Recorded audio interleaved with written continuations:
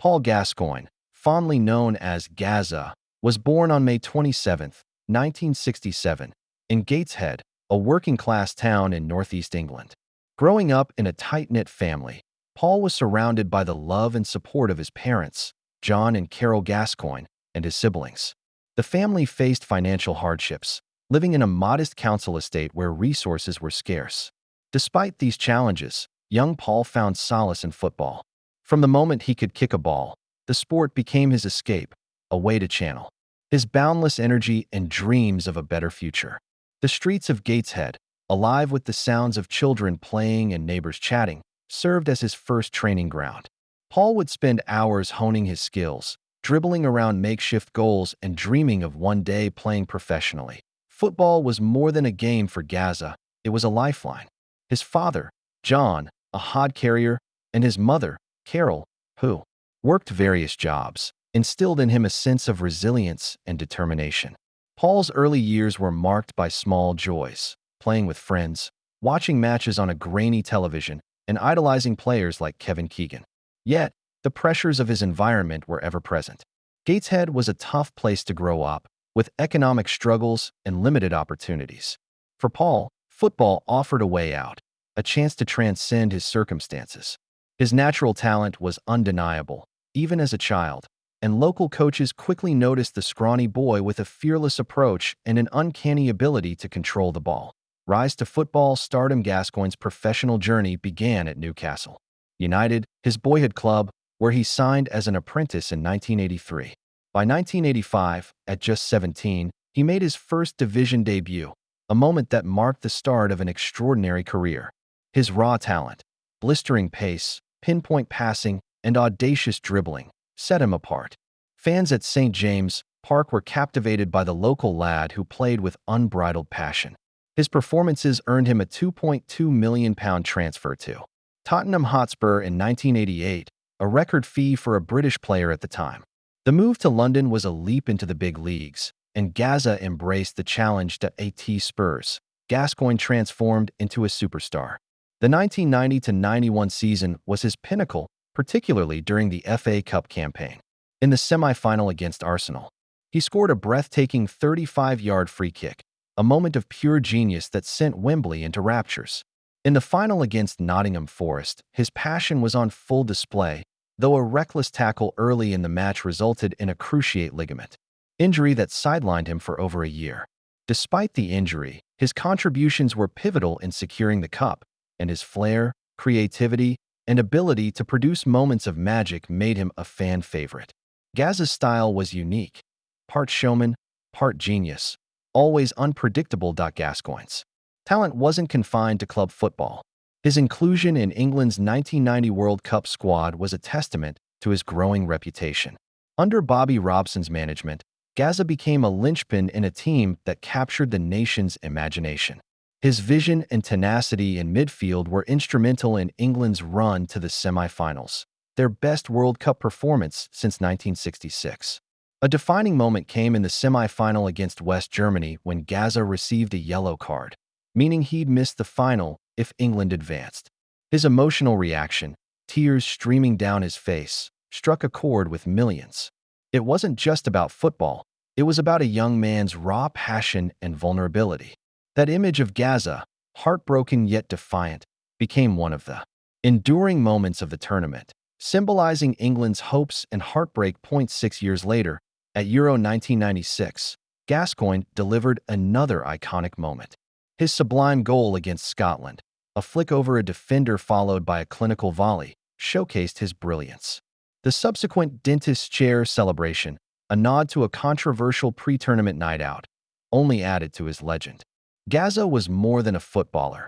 He was a cultural phenomenon, embodying the spirit of a nation hungry for success. After Tottenham, Gascoigne's career took him to Italy's Lazio in 1992 for £5.5 million, a move that introduced him to a new audience. Despite injuries and struggles to adapt to Serie A's tactical demands, he produced moments of brilliance, including a last-gasp equalizer against Roma in the Rome Derby. His charisma endeared him to Italian fans, who embraced his larger-than-life personality. In 1995, Gazza joined Rangers, where he enjoyed some of his most successful years. He played a starring role in securing 2 Scottish Premier League titles and a Scottish Cup, dazzling fans with his skill and scoring crucial goals. His time at Rangers showcased his versatility, thriving in a new league while battling the physical toll of injuries.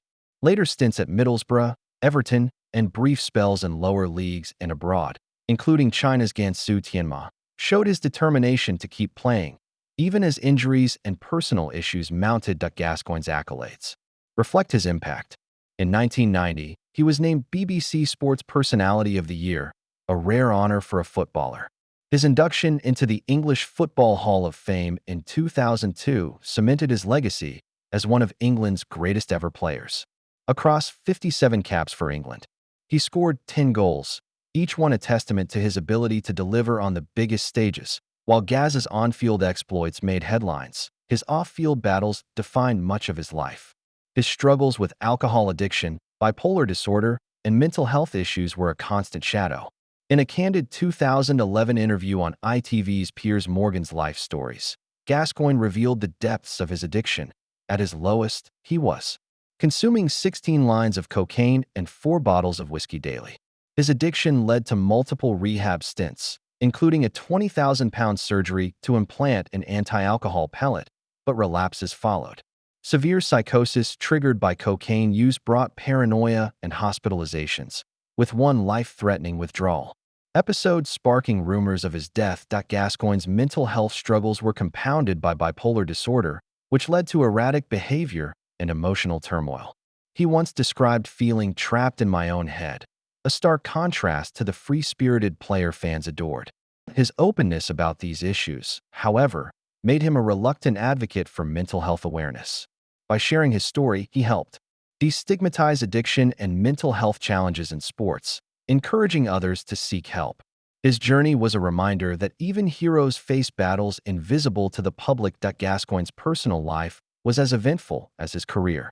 He married Cheryl Kyle in 1996, and they had a son, Reagan, but the marriage ended in divorce in 1998 amid allegations of domestic issues. Gazza also has 2 stepchildren from that relationship and has been linked to other partners over the years. Despite his struggles, he has strived to maintain close ties with his children, finding joy and purpose in being a father.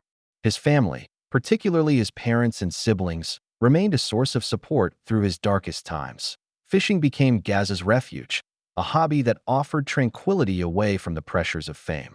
Whether casting a line in a quiet lake or joking with friends, these moments allowed him to reconnect with the simple pleasures of life.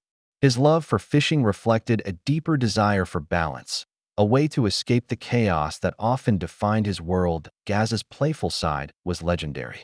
His pranks, bringing an ostrich to Tottenham's training ground, setting off fireworks, or hiding in teammates' lockers, added to his mystique. These antics weren't just for laughs. They revealed a man who lived life on his terms, unafraid to embrace his eccentricities. Stories of Gazza turning up to training in disguise or gifting teammates bizarre presents, like live chickens, are part of football folklore, making him as unforgettable off the pitch as on it. Paul Gascoigne's legacy is multifaceted. On the field, he was a generational talent whose creativity and fearlessness inspired countless young players. His ability to turn games with a single moment of brilliance, whether a free kick, a dribble, or a pinpoint pass, set him apart. Off the field, his battles with addiction and mental health made him a symbol of resilience. By speaking openly, he challenged the stigma around these issues, paving the way for more honest conversations in sports. Gazza's influence extended beyond football. His tears in 1990 united a nation, his goals electrified stadiums, and his personality brought joy to millions. He remains a cultural icon, a reminder of the highs and lows of fame. For aspiring footballers, Gazza's story is a lesson in talent, perseverance, and the importance of seeking help. His induction into the English Football Hall of Fame and enduring popularity among fans underscore his place in history. Today, Gascoigne continues to navigate his challenges, striving for sobriety and peace. His journey, marked by triumphs and setbacks, reflects the complexity of a man who gave everything to the game he loved. Paul Gascoigne isn't just a footballer. He's a symbol of passion, vulnerability, and the enduring human spirit.